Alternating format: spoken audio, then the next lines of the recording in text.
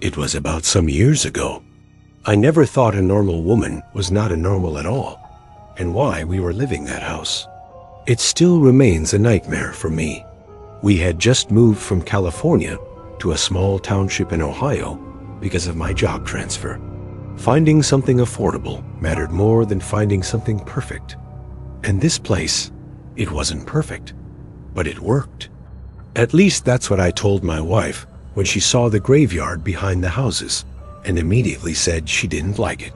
Not because she believed in ghosts, but because she said it felt wrong. And I laughed it off at the time, because I don't believe in things you can't explain. Or at least, I didn't back then. The houses were spaced out, just enough that you could see your neighbor, and that's how we first noticed her. The woman next door, she lived alone, never had visitors, never had lights on for long, and there was something about her that made it hard to look away. Her age didn't make sense. One day she looked young. The next she looked tired, older, like time wasn't working properly around her. But that was before we started noticing what she did every night. It started with a sound, crying, soft, controlled. Around 1 a.m, I got up, walked to the window, and that's when I saw her for the first time at night, walking slowly toward the graveyard, barefoot, holding something close to her chest. Like she'd done it 100 times before. It wasn't rushed. It was routine. And when she reached one specific grave, she knelt down and started talking. Not praying, talking. Like someone was right in front of her. The next night, she did the same thing. And this time I woke my wife up. She quietly said something I still remember. She's not alone. I told her she was imagining things. But even as I said it, I wasn't sure I believed myself. And then one night, everything changed. She wasn't crying, she was smiling. Not just smiling, reacting. Like someone was talking to her. And then she said something clearly enough for me to hear one word. School. That word didn't make sense at the time. But a few nights later, my daughter woke us up screaming. She said someone was in her room. I checked, turned on the light, nothing, until she pointed at the mirror and said, "They're still there." I looked at the mirror, and for a second, it just looked normal, but something about the reflection felt delayed. But the next night, all 3 of my kids woke up at the same time, and they all said the same thing. There are kids in the room. I ran into the room, turned on the light, nothing. Again, but this time, I looked at the mirror again, and I saw it, movement, behind us, in the reflection, where there was nothing in the actual room. The number didn't match. I grabbed my kids and pulled them out immediately. We didn't sleep, but around 1:15, we heard something that made everything worse. Footsteps, slow, uneven, then whispers, multiple voices. Children, asking for help. They didn't sound angry. They sounded lost. Then we heard the porch, wood creaking. More than one set of footsteps. I looked through the peephole, and I saw shapes, small, still, waiting. And one of them moved closer, tilted its head, and whispered something that didn't feel like it came from outside the door, but from right next to me. Let us in. I didn't open that door, and we didn't stay another night. We left the next morning. No discussion, no second thoughts, but before we left, I went to the graveyard, because I needed to know. And when I found the grave she always visited, everything finally made sense. In the worst possible way. A woman and 5 children, same last name, same date of death, car accident, school uniforms mentioned in the report. And that's when I realized something that still doesn't sit right with me. We didn't move next to her. We moved into something she never left. And a few days later, the landlord confirmed the part I was afraid to hear. She died in that accident years ago, along with her children, and no one has lived in that house since. except us, and whatever was waiting for someone to open the door. Most people think they know their neighbors. They know when they leave for work, what car they drive, even what their kids sound like playing outside. But sometimes you only realize how little you knew when it's already too late. This story didn't happen to me directly. It happened to a man named Daniel Carter, a 48-year-old father of 3, living near Columbus, Ohio. Quiet streets, well-kept lawns, kids riding bikes until sunset, the kind of place where nothing is supposed to happen. Daniel moved there with his wife and kids in late summer, and for the first few weeks, everything felt normal, almost too normal. But right across the street, there was one house that stood out, not because it was abandoned, but because it looked like it should have been. The grass was overgrown, curtains always drawn, and the porch light was always on, even during the day. The neighbors didn't talk about it much, but eventually, Daniel asked. That's when someone casually said, "That's Mrs. Albright's house. She lost her family." They didn't explain much more, and Daniel didn't press. At least, not then. A few nights later, his youngest daughter Emily, age 7, said something that didn't make sense. "The lady across the street waved at me today?" Daniel paused, because as far as he knew, no one had seen Mrs. Albright outside in years. He brushed it off. Kids imagine things. But then Emily added something else. Something small, but wrong. She said she misses her kids and asked if I wanted to come play. Daniel felt something shift. Not fear, not yet, just discomfort. The next day, he checked, looked out the window, watched the house. Nothing, no movement, no sign of life. And that should have been the end of it. But 2 nights later, his middle son woke up crying. Not screaming, not panicking, just crying. When Daniel asked why, his son said, "The lady was standing in the yard again." Daniel's chest tightened. "Which lady?" And the boy pointed. That was the first time Daniel stayed up late, watching that house, and around 2:17 a.m., something changed. Not dramatically, just a subtle shift. The porch light flickered, and for a moment, he thought he saw movement behind the curtain. But when he leaned closer, it was gone. The next morning, Daniel asked around again, this time more directly. 3 years earlier, there had been an accident, a car crash. Mrs. Albright's husband and her 2 children had died instantly. The driver of the other car, never officially blamed, but people in the neighborhood knew who it was. Daniel didn't understand why they were telling him this, until someone said, "The family that moved into your house before you left pretty quickly." Daniel felt that same quiet discomfort again, only this time it stayed. That night, he locked every door, checked every window, not out of fear, just precaution. That's what he told himself. Around midnight, Emily knocked on his bedroom door, not scared, just calm. "Dad, she's outside again." Daniel didn't want to look, but he did, and this time he saw her, standing at the edge of the lawn, across the street, not moving, not waving, just standing there, watching the house, watching his house. Daniel stepped back from the window, heart beating faster now. When he looked again, she was gone. The next few days, things escalated. Small things at first. Footsteps on the porch at night, the sound of something dragging, and once, very faintly, children laughing, but only after midnight. Daniel installed cameras, checked every angle, and for 2 nights, nothing. Until the 3rd, at exactly 2:17 a.m., the motion alert triggered. Daniel opened the footage, and what he saw made no sense. The camera showed the front yard, still, empty, but the audio wasn't. You could hear voices, children, whispering, and then a woman's voice, soft, broken. You took them from me. Daniel froze. We played it again. Same thing. No one visible, but the voice clear as day. The next morning, he checked something he hadn't thought about before. Property records. Old reports. And that's when he found it.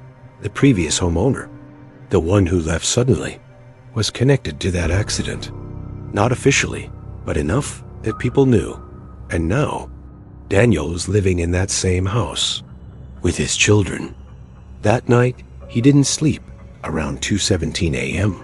He was already awake, watching, waiting, and right on time. The porch camera triggered again. This time, there was something there, not fully visible, but shapes, small, child-sized, standing near the door. And one of them moved closer, tilted its head, and whispered something that didn't feel like it came from outside the door, but from right next to me. Let us in. I didn't open that door, and we didn't stay another night. We left the next morning. No discussion, no second thoughts. But before we left, I went to the graveyard, because I needed to know. And when I found the grave she always visited, everything finally made sense in the worst possible way. A woman and 5 children, same last name, same date of death, car accident, school uniforms mentioned in the report. And that's when I realized something that still doesn't sit right with me. We didn't move next to her. We moved into something she never left. And a few days later, the landlord confirmed the part I was afraid to hear. She died in that accident years ago, along with her children. And no one has lived in that house since, except us, and whatever was waiting for someone to open the door. I didn't believe in haunted houses. Even now, after everything that happened, I still don't think that house was haunted in the way people usually mean. Because whatever was inside that place, it didn't feel like something random. It felt like we had taken something that didn't belong to us, and it wanted it back. We moved to Ohio at the start of winter.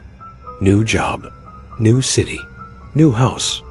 The kind of move where you tell yourself this is a fresh start. The house came up fast. Too fast. It was listed below market value. The previous owner barely negotiated. He just wanted it gone. The house itself didn't feel wrong at first. It was older, sure, but solid. Wood floors, narrow hallway, a backyard that stretched farther than it looked. There was only one thing that stood out. A small side room near the back, no windows. Just a single overhead light and a smell that didn't quite go away. A few days after moving in, I decided to clean it out. Dust, broken shelves. But on the far side, leaning against the wall, was something large. A frame. I dragged it out and wiped it down, and that's when I saw the picture. It was a house, old, wooden, 2 floors. The windows were dark. There was something about the angle of the roof, the placement of the door. It reminded me of our house, like it was an earlier version of it. Then, without really thinking about it, I brought it into our bedroom, cleaned the glass properly, and hung it on the wall across from the bed. That night was the first time we heard it. A whisper that doesn't fully form. But then my wife sat up next to me. She said, "Did you hear that?" The whisper didn't come from the room. It came from closer, too close. It felt like someone was leaning right next to my ear, speaking slowly. The next night, it happened again. It stayed, soft, persistent, and when we turned on the lights, it stopped instantly. Just gone. Every time I closed my eyes, I saw the same thing. A woman, standing completely still, wearing a long white gown. Her hair was dark and hung down over her face. And in her hand, she held something long, a thin wooden rod. She never moved toward me. She never spoke. She just stood there, watching, The first time I saw her outside of sleep, I was standing near the bedroom window. It was pitch dark outside, and she was there. She didn't knock, didn't blink, just stood there, looking in. I turned the light on, and she disappeared instantly. No shadow, no movement, just gone. The whispers changed after that. They became clearer, slower, more deliberate, and finally, understandable. Leave my house. It repeated over and over again. Same tone, same voice, not angry, not loud, just certain, like it wasn't asking. Within a week, sleep became impossible. We started leaving lights on, all night, every room, and for a while, it worked. The house felt normal again. Quiet, still, safe, until the sounds started coming from outside. The first time we heard it, we thought it was just neighborhood kids, footsteps, running, light laughter. But something about it felt wrong. The rhythm wasn't natural, too fast, too sharp, like it was skipping steps. I went to the back window and looked out. The yard was dark, but I could see movement, small shapes, running across the grass, stopping suddenly, then running again, faster than any child should be able to move. I opened the door, and everything stopped. No footsteps, no laughter, nothing. But the ground was disturbed. Grass bent in different directions, like something had just been running in circles. That's when my wife told me she had been hearing something else. Not whispers, children, crying, very softly, late at night. From the backyard. That same night, we both heard it, clear as anything. A child's voice, right outside the back door. Not crying anymore, just speaking. "You're in our house." That was the first time we felt real fear, not confusion, not discomfort, fear. The next morning, I went back to the storage room. Something about it didn't feel right anymore. The air was colder than the rest of the house, heavier, and when I moved the shelves, I found it. A door, hidden behind them, old wood, no handle, just a small gap at the bottom. I don't know why I opened it. I should have left it alone. I should have walked away, but I didn't. The stairs were narrow, leading down into darkness, and the air that came up from below was freezing, not just cold wrong. When I reached the bottom, I turned on my phone light. The room was small, bare concrete walls, but every surface was marked, scratches, deep ones, covering the walls in patterns that didn't make sense at first, until I stepped closer. They weren't random. They were drawings, the same woman, over and over again. And around her, smaller figures, children. Some of the scratches were deeper than others, like they had been carved slowly, repeatedly, over years. I backed out of that room without thinking, closed the door, pushed the shelves back, and didn't tell my wife what I had seen. That night, everything escalated. The whispers didn't stay near our ears anymore.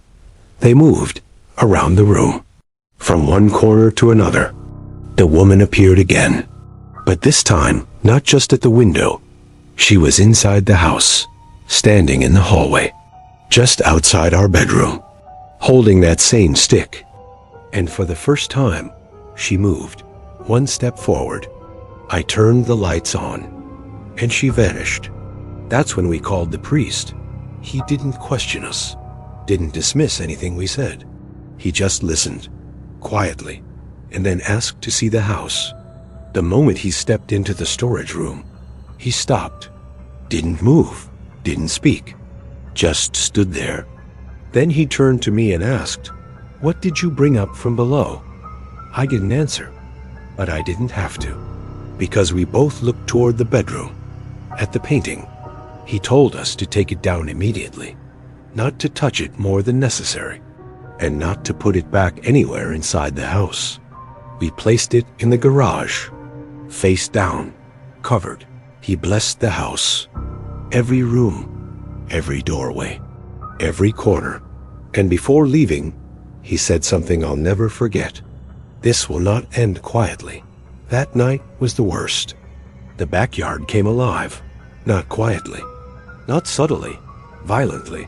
Footsteps, dozens of them, running, circling, stopping, then starting again. Children laughing, screaming, arguing, crying, all at once. The sound hit the walls of the house like pressure, like something was trying to get in. And then everything stopped, complete silence, and a single voice, right outside the back door, loud, clear, angry. "Leave our house, or you will die." I looked out one last time, and this time they were all there. The woman, standing in front, closer than ever. Her face still unclear, but her presence overwhelming. And behind her, the children, dozens of them, standing across the yard, perfectly still, all facing the house. We didn't stay another night. We left before sunrise, didn't pack everything, didn't clean, didn't go back. We just left. And sometimes, I still think about that painting, the house in it, the one that looked like ours, because I don't think it was just a picture. I think it was a memory of who that house really belonged to and what was waiting underneath it. So, this story isn't about a haunted house. At least, that's what I kept telling myself. Because when you move your entire family to a new place, you don't want to believe something is already wrong with it.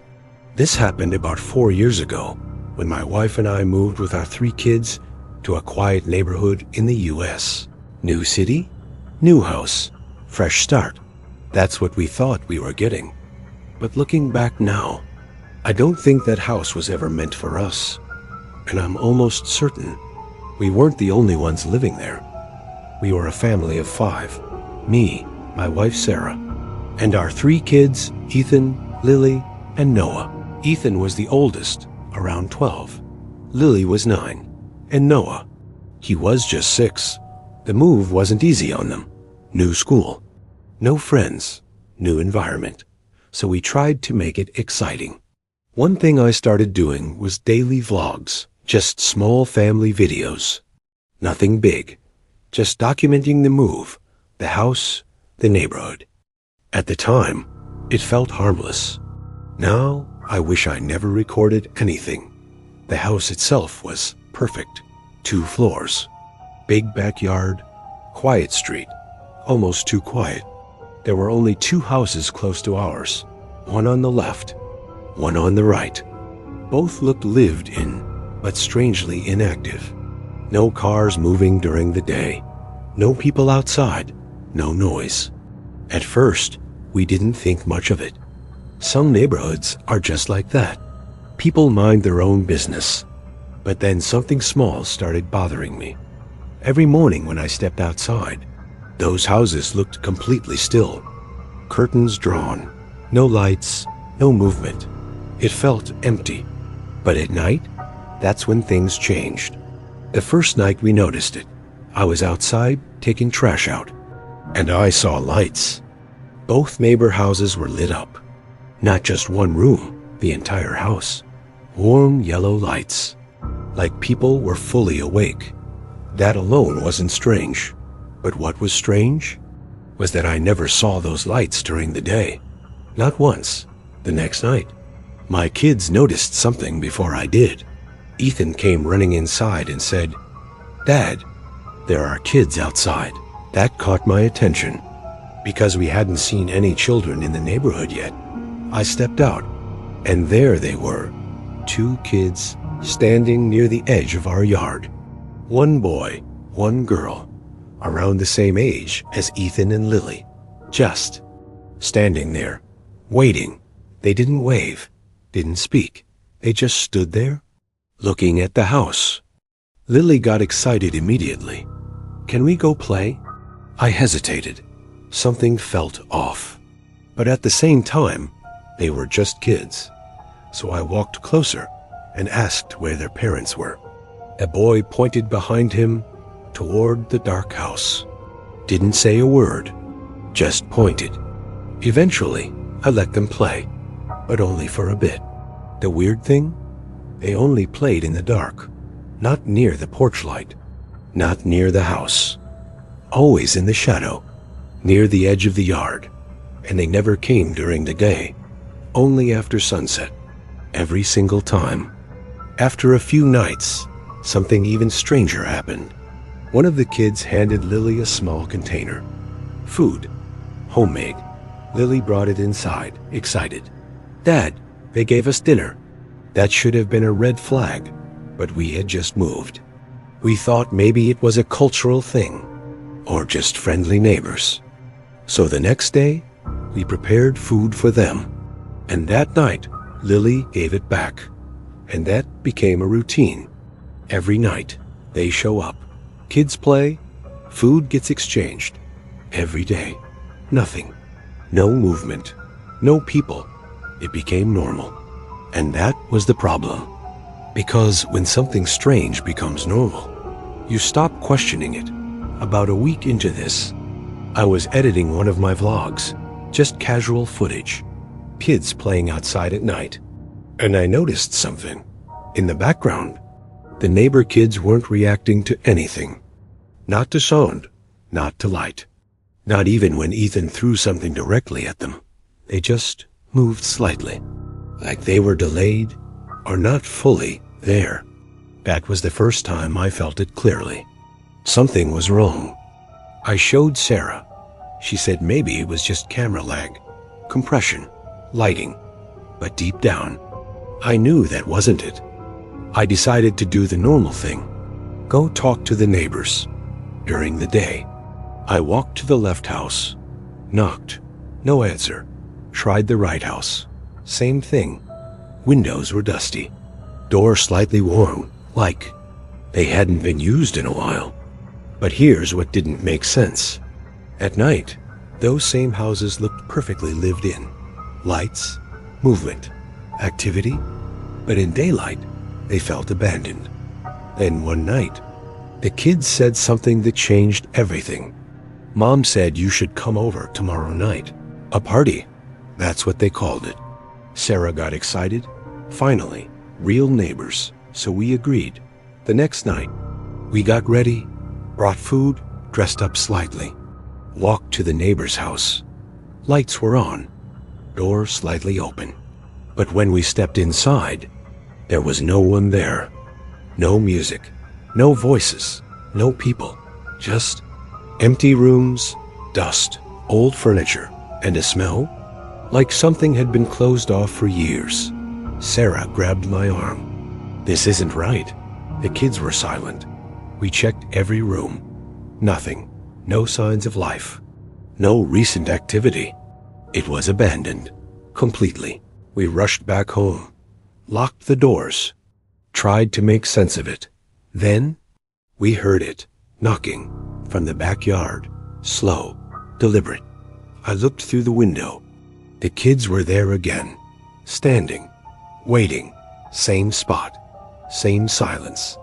But this time, they were smiling. And behind them, I saw something I hadn't seen before. Adults.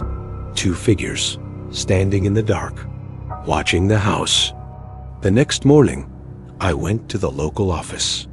Asked about the neighbors. That's when everything fell apart. Those houses, they weren't occupied. The families who lived there died years ago. Both households. At the same time. During a thunderstorm. Lightning struck the ground while they were outside. Every single one of them. Dead. We moved out within a week. Didn't tell the kids the truth. Didn't go back. Didn't check the footage again. But sometimes, I still think about those nights. About the kids. Standing there in the dark. Waiting to play. And I keep wondering, what would have happened if we stayed longer? I think they were waiting for us to join them.